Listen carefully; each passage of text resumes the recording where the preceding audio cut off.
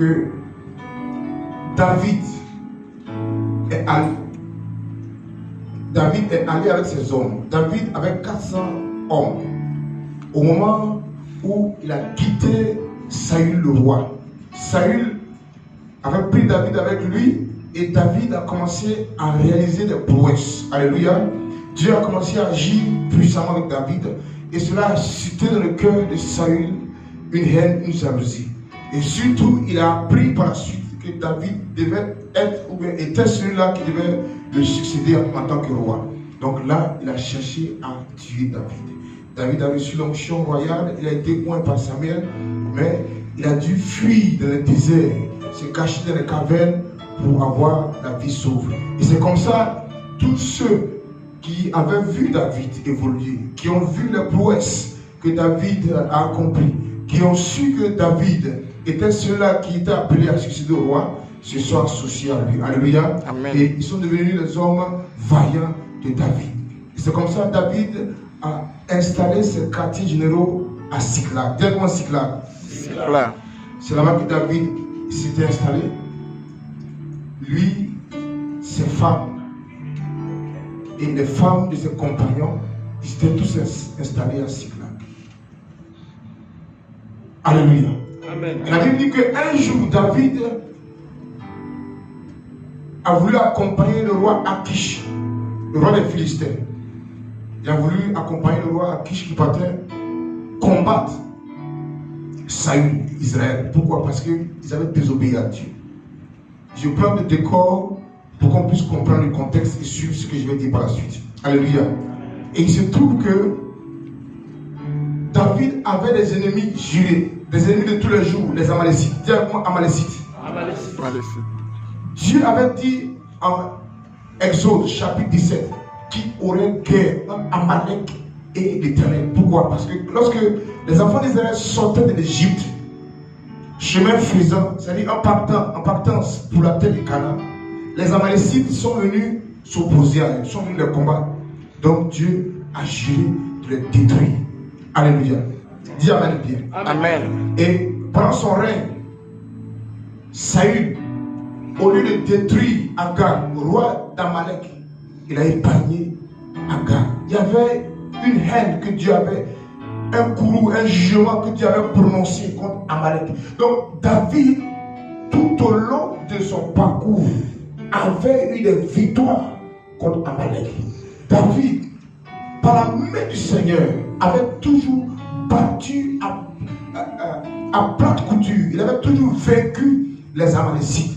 Mais dans le texte que nous avons lu, il a dit que David a cédé à la distraction. David s'est joint aux Philistins. Il a voulu aller faire la guerre contre Saül. Et pendant qu'il n'était pas là, les Amalécites sont venus. Ils ont pris des femmes. Ils ont pris des enfants. Ils n'ont tué personne. Ils ont pris les femmes. Ils ont pris les enfants. Ils ont pris tout. Pourquoi? Parce qu'il a laissé la ville sans protection. Il a laissé la ville aux mains des enfants, des vieillards et des femmes. Donc, quand les Amalécites sont venus, ils n'ont pas trouvé de résistance. Ils ont pris les femmes, ils ont pris les enfants et ils sont partis. Je veux dire à quelqu'un, cela est l'image de la vie conjugale. Bien aimé, tu t'es marié, peut-être ça fait 5 ans, peut-être ça fait 10 ans, peut-être ça fait 20 ans. Il y a des femmes, voilà, qui sont dans leur foyer. Mais sache que par la distraction, Amalek peut venir détruire ton foyer. Dis Amen bien. Amen. Amen. Amalek est venu prendre les femmes et les enfants. Ils ont laissé les hommes seuls. C'est-à-dire, ils ont disloqué, ils ont divisé les maisons. Être marié est une chose, mais une autre est de rester dans le mariage. Quand je vois ici, je vois beaucoup de distractions. Des femmes qui prennent photos, Snapchat, Facebook. Maman, faut protéger ton foyer. Protège ton foyer. Et je vais dire quelque chose aux femmes. C'est dit dans le livre de la Genèse. Dieu a créé l'homme. Mais lorsqu'il a créé l'homme, la femme était en l'homme. Dis amen. La femme était un homme parce que la Bible dit qu'il les a fait homme et femme. Mais au début, c'est l'homme qu'on voyait. Ça veut dire que la femme était un homme. Alléluia. Donc, quand Dieu a donné à l'homme la possibilité de nommer les animaux, l'homme a nommé les animaux, mais la Bible dit qu'il n'a pas trouvé parmi les animaux son vis-à-vis. Donc Dieu l'a endormi. Suivez-moi bien. Dieu l'a endormi. Et quand Dieu l'a endormi, il a tiré de lui une corde. Il a pris la corde, il a fait la femme.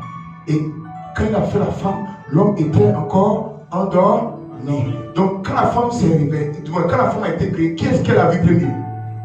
L'homme. Qui est-ce qu'elle a vu premier? Répondez, s'il vous plaît. Involontaire, qui est-ce qu'elle a vu? C'est l'homme qu'elle a vu. Ok. C'est qui? Dieu. Ok, qui dit l'homme? Non, c'est Dieu là. La femme a vu l'homme. Non, levez les mains. Voilà. Prenons nos responsabilités. Ok. Maintenant, qui dit que. Ok. Qui dit que c'est Dieu que la femme a vu? Lève.